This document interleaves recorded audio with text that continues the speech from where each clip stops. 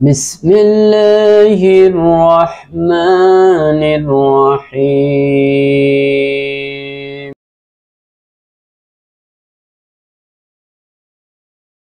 الحمد لله رب العالمين আজকে সম্মানিত এই জুমার দিনে গরিবের হজের দিনের বিশেষত আজকের আরেকটা বিশেষত্ব আছে আজকের দিনের আজকে শাবান মাসের মধ্য দিবস যেটাকে কোরআনুল কারীমের ভাষায় বলা হয়েছে নিফসুম মিনাস শাবান মানে শাবানের মধ্য রজনী এটাকে গুরুত্ব দেওয়া হয়েছে বেশি। তো সেই মহান দিনে আমরা যারা আল্লাহ তাআলার হুকুম আল্লাহ তাআলার গোলাম হিসাবে আল্লাহ তাআলার দাস হিসাবে সেই দিনের হুকুম পালন করার জন্য যারা মসজিদে আসতে পেরেছি এই জন্য মহান মনিবের দরবারে এই বিশাল বিস্তীর্ণ আকাশের মালিকের দরবারে খুব হৃদয় বিগলিত চিত্তে কায় মনোবাক্যে শুকরিয়া আদায় করছি। আলহামদুলিল্লাহ আলহামদুলিল্লাহি রাব্বিল আলামিন। আল্লাহ রাব্বুল আলামিন আমাদের এই প্রশংসাকে আমাদের জীবনের পথের চলার যত বাধা আছে এগুলোকে মূলোৎপাটন করে তার পরিপূর্ণ অনুগত গোলাম হওয়ার তৌফিক দান করুন, আমিন। সম্মানিত উপস্থিতি, অনেক সময় আমাদের সঙ্গত কারণে কিছু কিছু বিষয় একটু মন খারাপ হয়ে যায়। যেমন ধরুন, আজকে জুমার দিন মসজিদ ভরা লোক থাকলে এক ধরনের প্রাণ চঞ্চল থাকতো, তাই না? আবার লোক কম থাকলে একটু মন খারাপ হয়ে যায়। এটা মানবিক একটা বিষয়, একটা মানুষের স্বভাবজাত আচরণ, স্বভাব সুলভ চরিত্র এটা, তাই না? কোনো সফলতা দেখলে মানুষ নিজের থেকে একটু স্ফীত হয়ে যায়, একটু ফুরফুরে হয়ে যায়। আবার কোনো একটু ঘাটতি দেখলে নিজের থেকে নিজে একটু সংকোচ বোধ করে। কিন্তু এটা যদি আমরা রাসূলের দিকে তাকাই, প্রত্যেকটা জায়গায় রাসূলের একটা ইনস্ট্রাকশন আছে, একটা অনুপ্রেরণা আছে, একটা বিধি নিষেধ আছে। তো আসলে রাসূল যখন দুনিয়াতে এসেছেন, বিশেষ করে যখন নবুয়তির দায়িত্ব পেয়েছেন, তখন খুব সামান্যতম লোকজনই ছিল তার পক্ষে।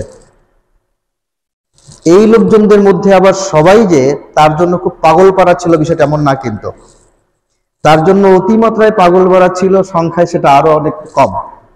রাসূল তাদের মধ্য থেকে 4 জনকে বাছাই করেছেন। রাসূলের এই মহান আদর্শকে সমাজে বিস্তীর্ণ করার জন্য এই মহান কাজের জন্য রাসূল খুব অনুগত, খুব ট্রাস্টি, খুব বাধ্যগত 4টা লোককে বাছাই করেছেন। এটা তো আমরা সবাই জানি। এটা এই জন্য বলা যে লোক কম দেখলে মন খারাপ হওয়ার কোনো সুযোগ নাই। এই জমানার সার্বিক নেগেটিভ সিচুয়েশন পাল্টে দেওয়ার জন্য, সকল ধরনের নেগেটিভ বা নেতিবাচক পরিস্থিতিকে পজিটিভ করার জন্য যারা এ পর্যন্ত সংগ্রাম যুদ্ধ করেছেন, জিহাদ করেছেন, নিজের জীবনের সকল সুখকে উৎসর্গ করেছেন, সেই মানুষগুলো সবসময় নিতান্ত খুব কম ছিল, সংখ্যা 1-2 জন। এটা ইসলামের ইতিহাস সাক্ষী দেয়, কোরআন হাদিসে একই কথা বলে। সমাজে মানুষ থাকতো লক্ষ লক্ষ কোটি কোটি, তার মধ্যে আল্লাহ রাব্বুল আলামিন নবী হিসেবে বাছাই করতেন কয়জনকে? 1 জনকে। ওই একজন চ্যালেঞ্জ নিয়ে নিজের জীবনের সকল সুখকে বিসর্জন দিয়া উৎসর্গ করে সবসময় আল্লাহ তাআলার পক্ষ থেকে যে বিষয় আদিষ্ট হয়েছেন সেই বিষয়টাকে সমাজে প্রতিষ্ঠিত করার জন্য প্রাণান্তকর চেষ্টা করতেন। তো মানুষ যদি যোগ্য মানুষ, কোয়ালিফাইড মানুষ যদি 1 জন হয়, তাহলে সে পুরো সমাজকে চেঞ্জ করতে পারে। আর চেঞ্জ মেকার যারা হন তারা সংখ্যায় কখনো বেশি হয় না, নাকি? এটাই তো বাস্তবতা। এখনো সমাজে যারা সমাজের কর্ণধর, এই সংখ্যা কি বেশি না আমরা যারা মাস পিপল আমাদের সংখ্যাটা বেশি, তাই না? নিঃসন্দেহে যারা কর্ণধর, যারা সমাজকে প্রভাবিত করে, তাদের সংখ্যাটাই কম। এটার মানে হলো যে সত্য বুঝে সত্যকে জীবনের মিশন মনে করে, একটু হৃদয় দিয়ে কথাগুলো শোনার জন্য অনুরোধ করতেছি। সত্য বুঝে সত্যকে প্রতিষ্ঠা করার জন্য প্রাণপণ চেষ্টা করা এবং এটাকে জীবনের মিশন মনে করে টানেল ভিশন হওয়া, ইংরেজিতে এটাকে বলে টানেল ভিশন। মানে টানেল ভিশন কাকে বলে? উদাহরণটা এরকম বলা যায়, সমস্যা কমালে কি ভালো হবে? মানে আপনি শব্দ ফেটে যাচ্ছে না তো? ও ফাইন, হ্যাঁ, সাউন্ড বেশি হওয়া ভালো। তো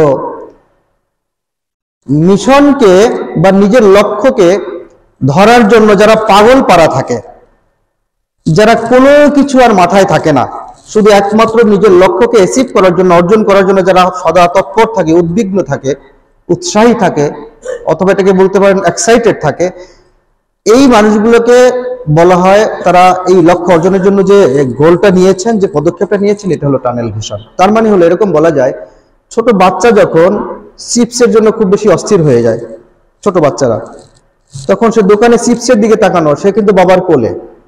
এখন সে জানে না যে বাবার কোল থেকে সে পড়ে গেলে ভয়ঙ্কর অ্যাক্সিডেন্ট ঘটবে, এটা কিন্তু সে ওইটা তার মাথায় থাকে না। তার মাথায় থাকে কি? কথা বলতে হবে, মাথায় থাকে কি? চিপস।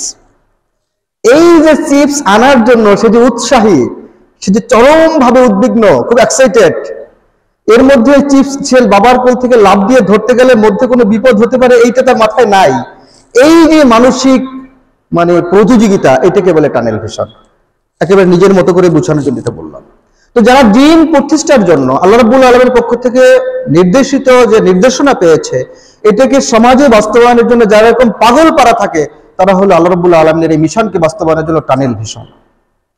যদি জীবনে কেউ নিজের সার্বিক লক্ষ্য অর্জনের জন্য এরকম না হতে পারে, তাহলে তার কোনো বিষয় পরিপূর্ণভাবে বাস্তবায়ন হবে না।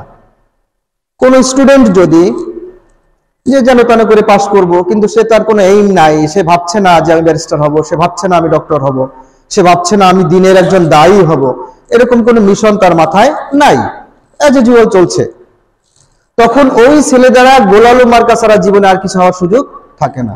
সে এমএ পাস করার পরে ভাববে কি করা যায়, একটু কৃষি দেই, আবার 2 দিন পরে বলবে না কি করা যায়, তাহলে একটু বাড়ি বসে দোকান দেই। অথচ সে দেখবে তার পাশে ইন্টার পাস মানুষ বা মেট্রিক পাস মানুষও শুধু টানেল ভিশন হওয়ার কারণে, এরকম একটা এইম কিছু লক্ষ্য করে অর্জন করার জন্য একটা পাগল পারা হওয়ার কারণে সে ভালো অবস্থানে চলে গেছেন। রাইট? দিন প্রতিষ্ঠা করার জন্য আমাদেরকে এমন যদি হই, সে সংখ্যাটা যদি নিতান্ত কম থাকে, তাহলে মন খারাপ করার কোনো সুযোগ নেই। সেই একজন দ্বারাই সমাজ পরিবর্তন করা সম্ভব। আল্লাহ রাব্বুল আলামিন আমাদেরকে সেই মহান দায়িত্ব পালন করার মতন আমরা যেন যোগ্য হতে পারি, সেই তৌফিক আমাদেরকে দান করুন। সবাই বলে আমিন, হৃদয় থেকে বলে আমিন। কারণ আল্লাহ রাব্বুল আলামিন আমাদেরকে দায়িত্ব দিয়েছেন। কি দায়িত্ব দিয়েছেন? তিনি বলে দিয়েছেন যে তোমরা কে, তোমরা কারা, তোমাদের পরিচয় কি, তোমাদের আইডেন্টিফিকেশন কি। আল্লাহ বলে দিয়েছেন যে আমাদের আইডেন্টিফিকেশন হয়েছে, আমাদের পরিচয় হয়েছে, আমরা আল্লাহ রাব্বুল আলামিনের খলিফা, এজেন্ট।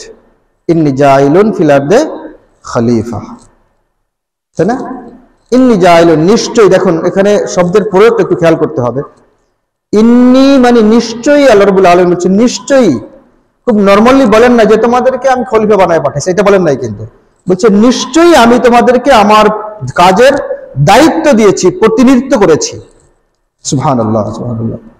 এখন যদি ধরেন একটু ফিলিংসটা আনার জন্য বলছি, আমাকে যদি এখন বলে দেন এখন বাংলাদেশের ক্ষমতায় কে, ডক্টর ইউনূস না, কিছুদিন আগে ছিলেন, দেন হাসিনা ছিলেন, তার আগে কোন এক সময় খালেদা ছিলেন, উদাহরণ বলছি, আমি কোনো ব্যক্তির নাম নিয়ে বলছি না, ওই চেয়ারটার কথা বলছি। উনি যদি এখন একটা চিঠি আমার কাছে পাঠায়, ধরেন আমি যেহেতু স্পিচ দিচ্ছি আমার কথাই বলছি না, একটা চিঠি উনি পাঠাইলেন, ধরেন ওনাকে আমি পছন্দ করি না, কিন্তু উনি তো দেশের প্রধান, রাইট? উনি একটা চিঠি আমাকে দিয়েছেন যে আপনি আমার পক্ষ থেকে মসজিদে এটা অ্যানাউন্সমেন্ট করে দেন, আমার পক্ষ থেকে। তাহলে আমার ভিতরে কেমন একটা ভাব আসবে না? হ্যাঁ, যে প্রধানমন্ত্রী বা চিফ অ্যাডভাইজার আমাকে অ্যাড্রেস করেছেন, আপনি আমার পক্ষ থেকে এটা বলে দেন জাতিকে। তাহলে আমিও নিজেকে একটু কিছু সময়ের জন্য প্রধানমন্ত্রী ভাব লাগবে না, ফিলিংসটা আসবে না? এইটা নিতান্ত বুঝানোর জন্য বললাম যে আল্লাহ বলেছেন যে তুমি আমার প্রতিনিধি। আল্লাহু আকবার, সুবহানাল্লাহ, সুবহানাল্লাহ। আল্লাহ বলেছেন, আল্লাহ, যে তুমি কে, তোমার পরিচয়টা কি, তুমি আমার প্রতিনিধি। ইন্নী জাইলুন ফিল আরদি খলিফা, নিশ্চয়ই আমি তোমাকে এই সমাজে, এই জাতির জন্য তোমাকে আমি প্রতিনিধি করে পাঠিয়েছি, আমার প্রতিনিধি করে পাঠিয়েছি। সুবহানাল্লাহ, আলহামদুলিল্লাহ, আলহামদুলিল্লাহ বলা উচিত। আমরা এই দায়িত্বের ব্যাপারে কি সচেতন আছি? নিজের কাছে নিজে একটু প্রশ্ন করি। শুধু তাই না, দেখুন আমাদের আলোচনার ধারাবাহিকতা ছিল কোরআনের বিষয়। আজকে এই বিষয়ে কথা বললে, গত জুমাতে আমরা যে আয়াত বলেছিলাম যে আল্লাহ তাআলা বলেছেন যে কোরআনের ব্যাখ্যা তো শেষ হবে না, তাই না? মানুষ যত লেটেস্ট হবে, যত যুগোপযোগী হবে, যত আধুনিক হবে, তত বেশি কোরআন থেকে রস নিঃসরণ করা যাবে। ধরে নেন কোরআন একটা টিউবওয়েল, ধরে নেন টিউবওয়েল চাপলে যেরকম পানি বের হইতে থাকবে কতদিন, যতদিন নিচে পানি থাকবে ততদিন। কোরআনও ততরকম, যতদিন আমরা মৌথুন করব, যতদিন এটাকে আমরা নির্যাস নিতে চাইবো, ততদিন কিয়ামত না হওয়া পর্যন্ত এই কোরআন থেকে রস বের হতেই থাকবে। এখন রস বের করা তো যোগ্যতা লাগে নাকি ভাই?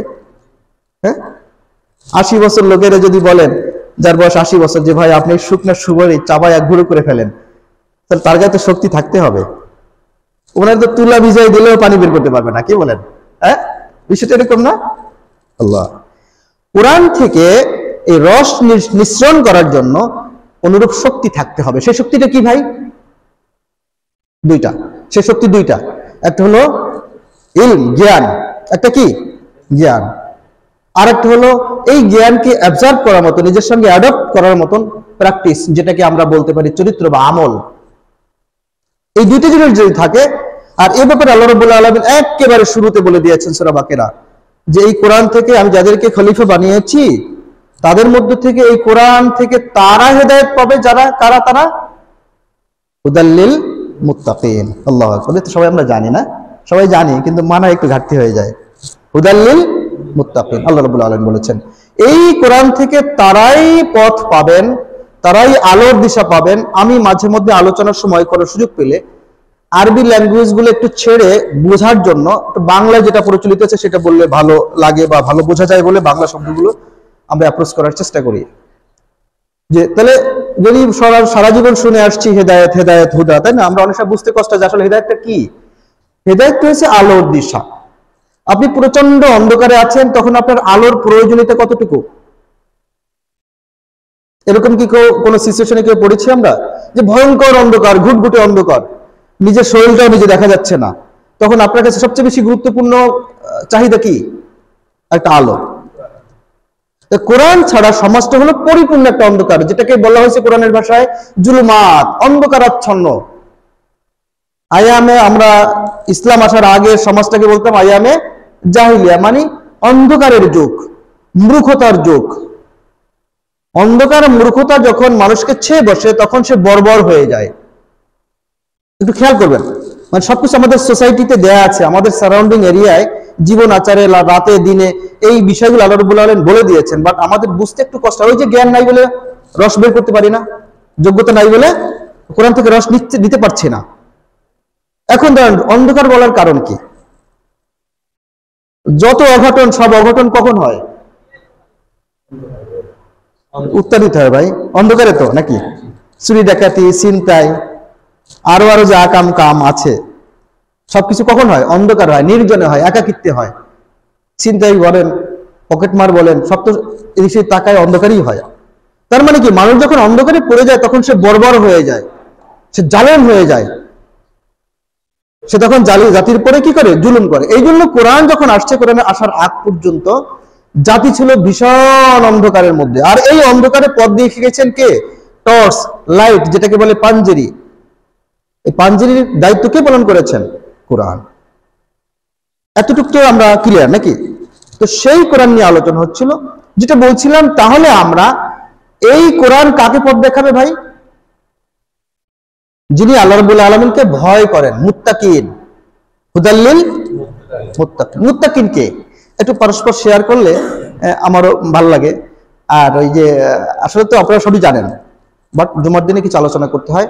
আর আমাদের শেষে এসে আবার আজকে সবে বরাত আছে, যেটাকে আমরা সবে বরাত হিসেবে বেশি চিনি, সে ব্যাপারে একটু কথা বলা খুব জরুরি। এই যারা হুদাল্লিল মুত্তাকিন থাকবেন, যারা হুদাল্লিল মুত্তাকিন, মুত্তাকিন হলো যারা আল্লাহকে ভয় করে, সহজ কথা। এটার অনেক ব্যাখ্যা কোরআন হাদিসে সাহাবায়ে কেরাম আজমাইন, ইসলামিক স্কলাররা অনেক ব্যাখ্যা দিয়েছেন। আমি শুধু সামারিটুকু বলছি। সাবস্টেন্স হলো যারা আল্লাহকে ভয় করে। আল্লাহকে ভয় না করলে কোরআন আপনাকে পথ দেখাবে না। ক্লিয়ার? আপনি যদি ধরুন, আমি আমার বিদ্রোহী কবিতা খুব ভালো লাগে, এই জন্য বলছি যে বিদ্রোহী কবিতা আমার খুব ভালো লাগে বলেই তো আমি খুব হৃদয় থেকে বিদ্রোহী কবিতাটা পড়বো নাকি? যদি ভালো না লাগে তাহলে কেমন বিরক্ত থাকবে না? ধরবো না। বাপ যদি শাসন করে বা অন্য কেউ টিচার শাসন করে, একটু বীতশ্রদ্ধ হয়ে ধরবো, আন্তরিকতা থাকবে না, সেটা শিখতে পারবো না। অনেকক্ষণ, ঘন্টার পরে ঘন্টা সময় ব্যয় করবো, তারপরে আমার হৃদয়ের মধ্যে ঢুকবে না। এটাই তো হয় রেজাল্ট নাকি? তার মানে কি, এই বিদ্রোহী কবিতা যিনি লিখেছেন বা আমার ওই গীতাঞ্জলি যিনি লিখেছেন, তার প্রতি যদি আগে আমার শ্রদ্ধা না থাকে, তাহলে তার লেখা আমার ভিতরে প্রভাব ফেলবে না। ক্লিয়ার তো এটুকু?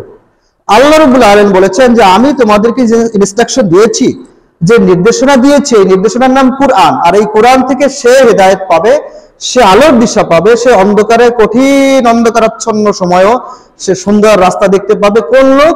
যিনি কিনা আমাকে ভয়, আমি মানে কি, আল্লাহকে ভয় করে। আল্লাহকে ভয় না করলে কোরআন, আল্লাহ থেকে আসা এই নির্দেশনা তার মধ্যে কোনো প্রভাব বিস্তার করবে না। তাহলে কোরআন থেকে আমাদের দীক্ষা নিতে হলে এবং কোরআন অনুযায়ী সমাজ, রাষ্ট্র, দেশ, সংসার, ব্যক্তি জীবন পরিচালনা করতে গেলে অবশ্যই আমাদেরকে কোরআনের যিনি প্রবক্তা তার প্রতি ভীতি সঞ্চার করতে হবে। এই কথাটা বলতে গিয়ে গত জন্য আমরা বলেছিলাম, ওই যে আমরা জানি না বলে আমার ভিতরে কাজ করে না, সেই লাইলি মজনুর গল্পের মতো। এটা তো নিতান্ত গল্পই ছিল। কই তুমি কুকুরকে চুমা খাচ্ছ কেন? কই কুকুর তো লাইলির কুকুর।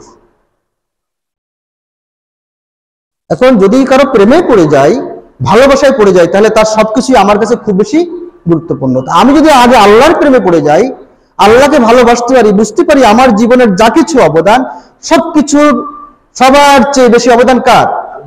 আল্লাহর। আধুনিক বিজ্ঞান বলেছে, আধুনিক বিজ্ঞান প্রমাণ করেছে যে একটা শরীরের মানুষের যে পরিমাণে সম্পদ আল্লাহ সুবহানাহু ওয়া তাআলা দিয়েছেন, এইটাকে যদি বর্তমান বাজারের মূল্যে হিসাব করা হয়, তাহলে প্রায় ৫,০০০ কোটি টাকার সম্পদ তার শরীরে আল্লাহ রাব্বুল আলামিন দিয়েছেন।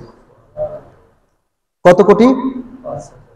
এখানে যারা উপস্থিত আছি, আমি একসঙ্গে ১ কোটি টাকা হাতে নাড়ি নেই এ পর্যন্ত, মানে আমার নিজ হাতে। ব্যাংকে গেলে তো একসঙ্গে ১০ কোটিও দেখা যায়, সেটা অন্য জিনিস। কিন্তু আমি আমার নিজের ছত্রছায়ায় এক পর্যন্ত ১ কোটি টাকা একসঙ্গে রেখে গুনি নাই, আমার নিজের মালিকানায়। তাহলে ১ কোটি না, ১,০০০ কোটিও না, ১০০ কোটিও না, ৫,০০০ কোটি টাকার সম্পদ আল্লাহ দিয়েছেন। এটাকে বিজ্ঞান বলেছেন একটা শরীরের মানুষের মধ্যে আমি আল্লাহকে ভয় কেন করবো সেটা বুঝাতে গিয়ে কথাটা বলেছি।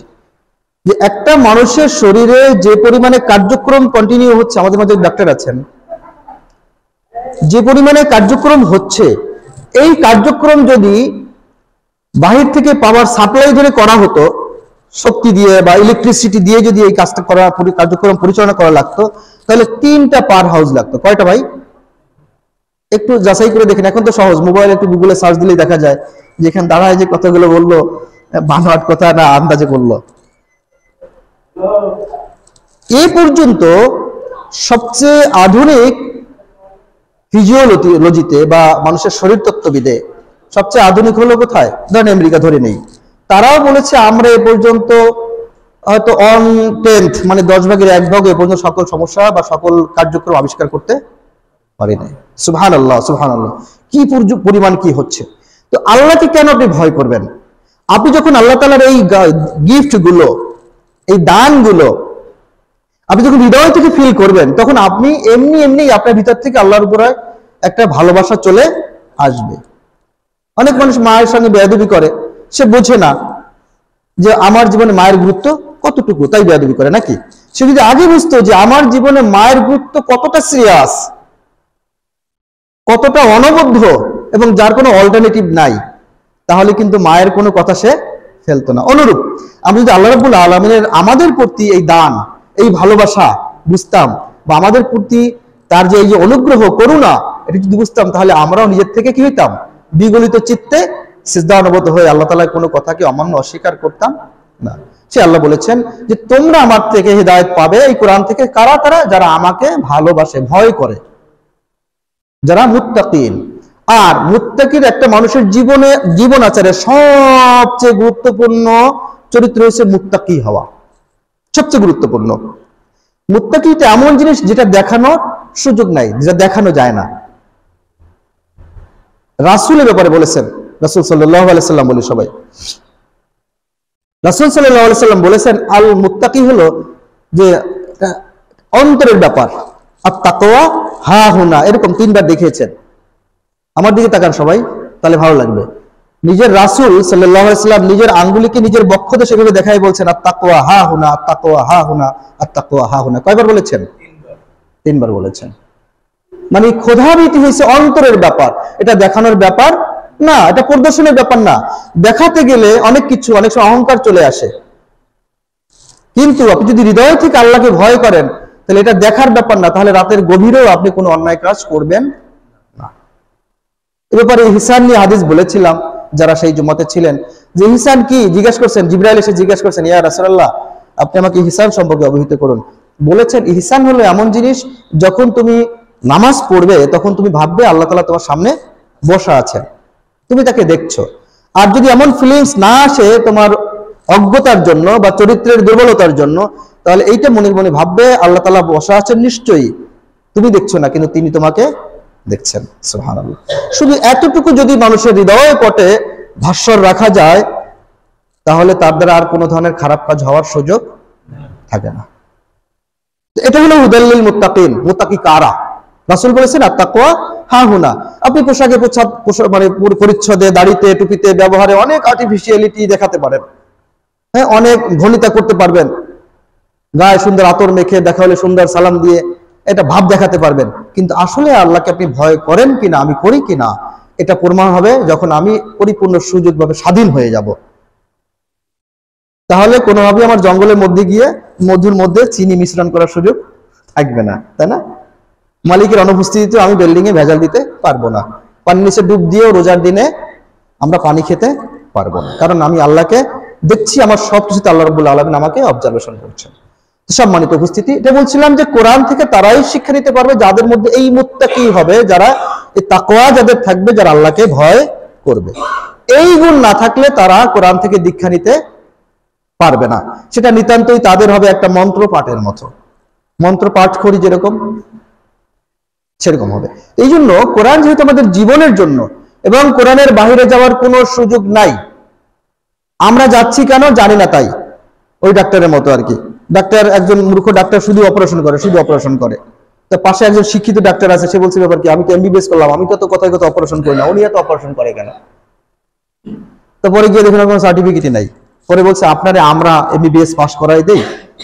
তো অনেক লম্বা গল্প, একটা সময় উনি রাজি হয়েছে, নিজের খরচে ওনাকে এমবিবিএস করাইছে। করানোর পর সে আর এখন অপারেশন করে না, কারণ সে এখন বুঝতে পারছে কোনটার থেকে কোনটায় কি, কোন ভেনের সাথে কোনটার যোগ সাজস, কোথায় করলে কি হতে পারে, রিয়াকশনটা কি হতে পারে, এতদিন তো না জানে আন্দাজি করছে। আমরাও ঠিক ইসলাম জানি না, কোরআনের সাথে আমাদের প্রেম সম্পর্ক ভালোবাসা নাই, জানা নাই বলে যাচ্ছে তাই করছি, কোনো কিছু হচ্ছে না, বোধ করছি না।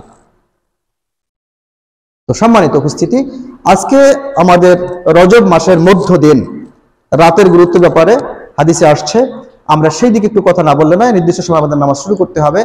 আমরা এতক্ষণ যে আলোচনা করলাম, এই ধারাবাহিকভাবে আজকে তৃতীয় জুমার আমরা সামারিটা বলতে পারি যে কোরআনকে আমরা সর্বোচ্চ গুরুত্ব না দিলে আমরা তাহলে জীবন থেকে বিচ্ছিন্ন হয়ে যাব, আমরা চরম অন্ধকারেই থাকবো, যে অন্ধকারে এখন আমরা আছি।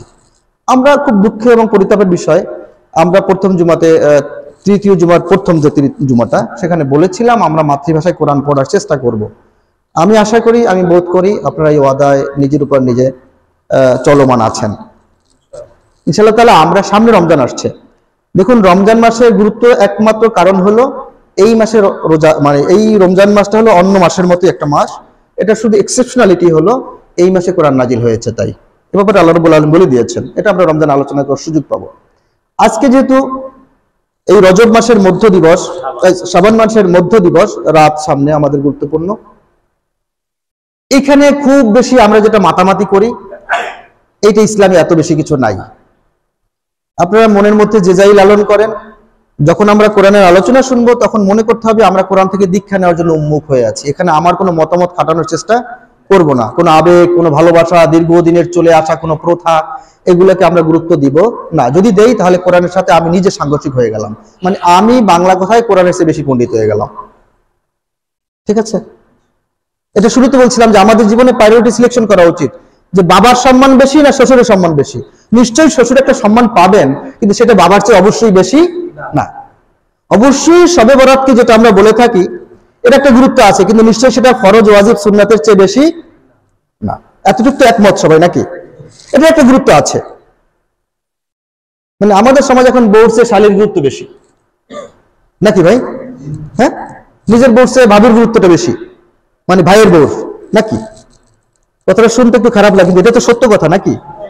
মায়ের চেয়ে শাশুড়ির গুরুত্ব একটু বেশি, বাবার চেয়ে শ্বশুরের গুরুত্ব একটু, নিজের ভাইয়ের চেয়ে বউর ভাইয়ের প্রতি দরদটা বেশি। এটা কিয়ামতের লক্ষণ। কিন্তু আমাকে প্রায়োরিটি সিলেকশন করতে হবে। এটা আমার এক স্যার বলেছিলেন, কথাটা আমি খুব ভালো লাগছে, এই জন্য আপনাদেরকে বলি, যে একটা লোক পুরাটা দিগম্বর, মানে পুরাটা ল্যাংটা, ধরেন দিগম্বর, সাত শৈলী কিছু নাই, এখন আমি এসে মশলা দিচ্ছি, ভাই সবার আগে তার একটা পাগড়ি দরকার, হলো? যদি আমি বিবেকবান হতাম বলতাম ভাই প্যান্ট না হলে অন্তত একটা জাইঙ্গাব একটা শর্ট প্যান্ট তার দরকার নাকি। এইটাকে বলে প্রায়োরিটি, যে সবার আগে গুরুত্ব বিচারে তার কি বেশি প্রয়োজন, এটাকে ইংরেজিতে বলে প্রায়োরিটি সিলেকশন। আমাদের জীবনে আমরা সবাই অধিকাংশ মানুষ ইনব্যালেন্সড, ভারসাম্যহীন। কারণ কি? আমরা প্রায়োরিটি সিলেকশন করতে পারি নাই। ইসলামের ক্ষেত্রে আমাদের প্রায়োরিটি সিলেকশন করতে হবে। সেই প্রায়োরিটি সিলেকশনের কথা বলতে গিয়ে আমরা বলেছি যে আমাদেরকে সবার আগে কোরআন শিখতে হবে, কারণ কোরআন হলো মানুষের জীবনের গাইডলাইন। তো এইটা এই জন্য বলছি, আজকে যেহেতু শবে বরাত আমরা বলছি, শবে বরাতে রাসূল সাল্লাল্লাহু আলাইহি ওয়াসাল্লামের একটা বিখ্যাত হাদিস আছে। রাসূল সাল্লাল্লাহু আলাইহি ওয়াসাল্লাম আয়েশার ঘরে শোয়া ছিলেন, আর এর চেয়ে বেশি কিছু পাওয়া যায় না। মধ্যরাত্রে আয়েশা রাদিয়াল্লাহু তাআলা আনহা, আমাদের মা উম্মুল মুমিনিন, উনি ঘুম ভেঙে দেখলেন রাসূলকে পাওয়া যাচ্ছে না, ওনার বিছানায় রাসূল নেই। তা রাসূল তো সব রাত্রে, জীবন মাত্র একদিন রাসূল তাহাজ্জুদ মিস করেছেন। কয়দিন? মাত্র একদিন। এছাড়া বাকি জীবনে 63 বছর বেঁচে ছিলেন। 63 বছর রাসূল জীবনের প্রত্যেকটা দিনই তিনি তাহাজ্জুদ পড়েছেন। একদিন ইচ্ছে করে পড়েননি, এটা স্কলাররা বলেন যে হয়তো ওই একদিন যদি পড়তো তাহলে এটা আমাদের জন্য ফরজ হয়ে যেত। এই জন্য আল্লাহ তাআলা ইচ্ছা করে তার একদিন ভঙ্গ দিয়ে আছেন যে একদিন তুমি পড়ো না। স্কলারদের মতামত এটা, আমার কাছে এই মতামতটা ভালো লাগছে, কারণ রাসূল যেটা স্থায়ীভাবে করতেন সেটা তো আমাদের জন্য ফরজ হয়ে যায়। তো আয়েশা যখন ঘুম ভেঙে দেখলেন রাসূল নেই, তিনি ভাবলেন কোথায় গেলেন, বউ তো, স্বামীকে তো খুঁজবে, আরো ছোট বউ, আদরের বউ, বাচ্চা অবস্থা আসছে রাসূলের কাছে। তো উনি একটু ঘুরতে গিয়ে দেখলেন তিনি একটা জান্নাতুল বাকি যে কবরস্থানে উনি কবর জিয়ারত করছেন। এই একটা হাদিস পাওয়া যায়, এতটুকু। এছাড়া আমরা যতটুকু লেখাপড়া করেছি এবং স্কলারদের মুখে যতটুকু শুনেছি, এর চেয়ে বেশি কোনো আর কথা পাওয়া যাচ্ছে না। এখন আমরা কি করতেছি, এই দিন এত বেশি হৈহুল্লোড় করতেছি যেটা অনেকটা হিন্দুয়ানি কালচারের মতো চলে যাচ্ছে। আতশবাজিটা যে এইটাই করছি, কেউ আবার এটাকে একটা আনন্দ ভোজের একটা বড় ধরনের আয়োজন করেছি, রুটি গোস্ত মোস্ত এসে ইত্যাদি ইত্যাদি। এইটা করতে গিয়া কেউ আবার দেখছি কবরস্থানে এত ভিড়, আমার চেনা জানা যতগুলো কবরস্থান আছে সেখানে সাধারণত এই রাত্রে আর ঢোকা যায় না। এই করতে গিয়ে সিংহভাগ মানুষ ফজরের নামাজ পড়তে পারে না। এসাটা কোনোভাবেই আলোচনার জন্য, মিষ্টি টিষ্টি থাকার জন্য পড়ে জামাতে, আর পরে আর কোনো। আমার কথা হলো এখন যে আমি যদি কিছু একটু পজিটিভ নিতে গিয়ে অনেক বেশি নেগেটিভ আমার মধ্যে ঢুকে যায়, সেই পজিটিভটুকু কি নেওয়া উচিত? উদাহরণটা এরকম দেওয়া যায় যে সালাম দিতে হয় সবাইকে, ধরেন সবাইকে সালাম দিতে হবে। এখন রাস্তায় খুব সুন্দর ফিটফাট একটা মেয়ে প্রায় অর্ধনগ্ন যাচ্ছে, যা এখন দেখা যায় রাস্তাঘাটে আর কি, এরকম যাচ্ছে। আমি সুন্দর করে তার কাছে গিয়ে বললাম আপা আসসালামু আলাইকুম, কই তাকায় থাকলাম, সালাম দিছি না, খুব সবের কাজ করছি না নাকি? কথা বলতে হবে, খুব সবের কাজ তো এটা নাকি? এটা কি সবের হলো তাহলে? ইসলাম সব কি পাপ, এটা সবার আগে নির্ধারণ করে আপনার মানসিকতা কি, আপনার উদ্দেশ্য কি। সেখানে উদ্দেশ্য যদি কারো ভালো না হয়, সেই ইসলামের সেই দৃশ্যত দেখতে সেই কাজ যত ভালো হোক, সুন্দর হোক, সেই কাজটা ইসলামে হারাম। কারণ যে কাজের উদ্দেশ্য খুলুসিয়ত থাকে না, আল্লাহকে সন্তুষ্ট করা থাকে না, সেই কাজটা শিরকে শামিল হয়ে যায়। আর শিরক হলো সবচেয়ে বেশি বড় অপরাধ। সবচেয়ে বড় অপরাধ কি? সবচেয়ে বড় অপরাধ হলো শিরক। এই জন্য সম্মানিত উপস্থিতি, এই রাত্রে আমরা আলোচনা করব আমাদের মসজিদে, যদিও আমরা অ্যাওয়ারনেসের জন্য, পাবলিক অ্যাওয়ারনেসের জন্য, মানে জনসচেতনতার জন্য, বা একটু একসঙ্গে থাকলে ভালো লাগে, দোয়া করলাম, এই জন্য আমরাও অনুষ্ঠানের আয়োজন করেছি, কমিটির পক্ষ থেকে করেছে, আপনাদের সবার দাওয়াত। কিন্তু এইটাকে আমরা মুখ্য জ্ঞান করে কোনোভাবেই যেন আমাদের দ্বারা কোনো অন ইসলামিক কালচার আমাদের মধ্যে চলে না আসে, এটা খেয়াল রাখতে হবে। স্ট্রিক্টলি প্রহিবিটেড, একেবারে কোনোভাবেই আতশবাজি, কোনোভাবেই ফটকা, কোনোভাবেই কি বল ইত্যাদিতে যা কিছু আমরা করি, এটা করা যাবে না। গ্রামে গঞ্জে তো আরো খারাপ অবস্থা। এই দিন মহিলাদের এত বেশি রুটি বানাইতে হয়, রান্নাবাড়া করতে হয়, তারা ঈশার নামাজটাও করতে পারে না, আমি দেখেছি। তো আমরা মনে রাখবো, আমি শুধু আপনাদেরকে একটা সামারি বলে দিলাম, বা এটাকে বলতে পারেন একটা থিওরি, যে এই থিওরির আলোকে আমাদের শুধু নট অনলি আজকে সবে বরাত এইটার জন্য না, সারা জীবনেই যে কাজ আমার ছোট কাজ অর্জন করতে গিয়ে বড় বড় সফলতাকে ধ্বংস করবে, সেই কাজ আমার জন্য হারাম, সেই কাজ করা যাবে না। আর এছাড়া তো সারা জীবন ভালো লাগছে আমাদের এই যে পাপেল ভাই কালকে বলতেছিলেন, ওই যে ছোটবেলার থেকে বয়স এই যে 50-এর মধ্যে 10 বছর বাদ দিলে 40, এই 40 বছর প্রত্যেক শবে বরাতে একই আলোচনা শুনতেছি। তো ডাইমেনশন তো ভিন্ন, ডাইমেনশন তো নাই, থাকবে কেমনে? কোরআন তো নির্দেশ করছে না, প্রায়োরিটি সিলেকশন করতে পারি নাই যে আমার কি প্রয়োজন। একদিন বলেছিলাম ঘরে ডালও নাই, চালও নাই, গোস্তও নাই, লেবুও নাই, তো স্বামী সবকিছু বাদ দিয়ে চাল টাল বাদ, উনি কয়েক খালি লেবু নিয়ে আসছেন বাজারে গিয়া। এই লেবু কি বউ খাবে না মুখে পরে মারবে?